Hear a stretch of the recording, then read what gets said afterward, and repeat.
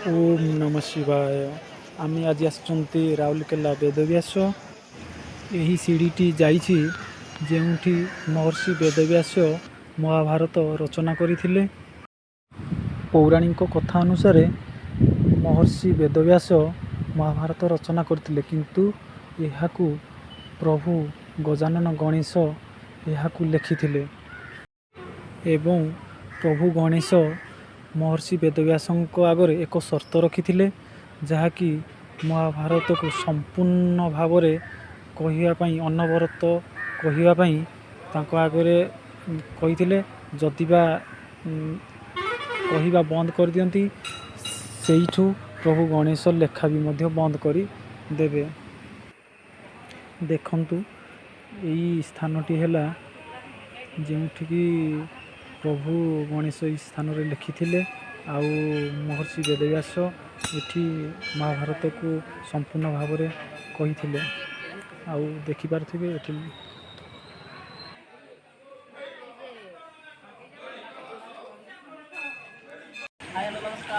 हाँ आम आसते वेदव्यास बाबा बालुकेश्वर वेदव्यास वेदव्यास राउरकेला आपने आसपारे आसिक नेचर नेचुरल ब्यूटी की एंजॉय करेंगे। सहित भगवान को दर्शन अति सुखरे आनंद हो पार। हर हर महादेव। हर हर महादेव।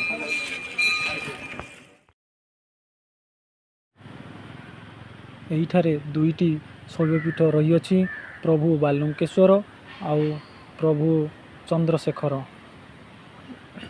चंद्रशेखर मंदिरटी ब्राह्मणी नदी तटरे रही। आउ ता ऊपर को रही प्रभु बालुकेश्वरंकर। चलतु देखिया यही सीढ़ीटी प्रभु बालुकेश्वर पाखक जाइए। सीढ़ी देखी गले प्रभु बालुकेश्वर पाखे पहुँची पारे। एवं देखिपे ये साइड रे प्रभु चंद्रशेखर मंदिर रही।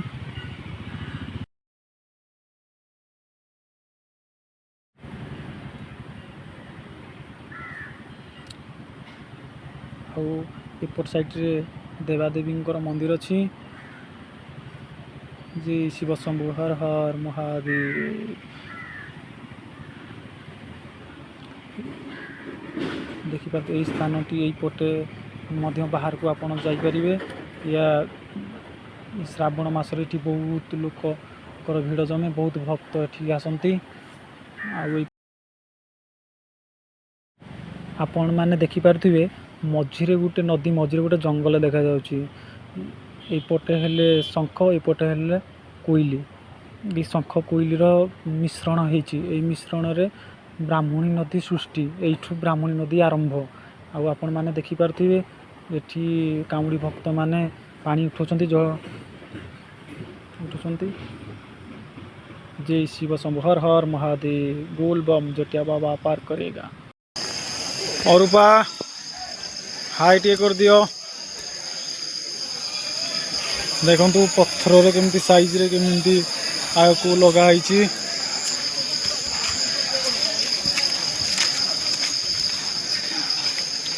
एपटे जीवे बाहर को जीवे, एपटे भी बाहर भीतर को आसी पारिबे।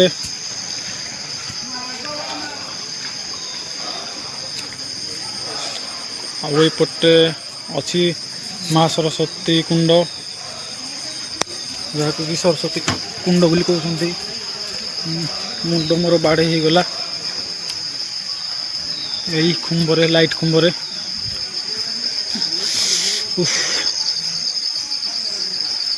चलतु देखा एवं सरस्वती कुंड।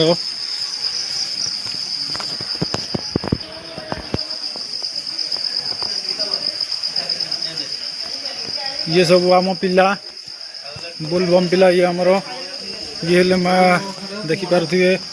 ये है माँ सरस्वती को कुंड, जहाँ कि सरस्वती कुंड। आउ सब जो टिप टिप देखा है सब पैसा फोपाड़ी।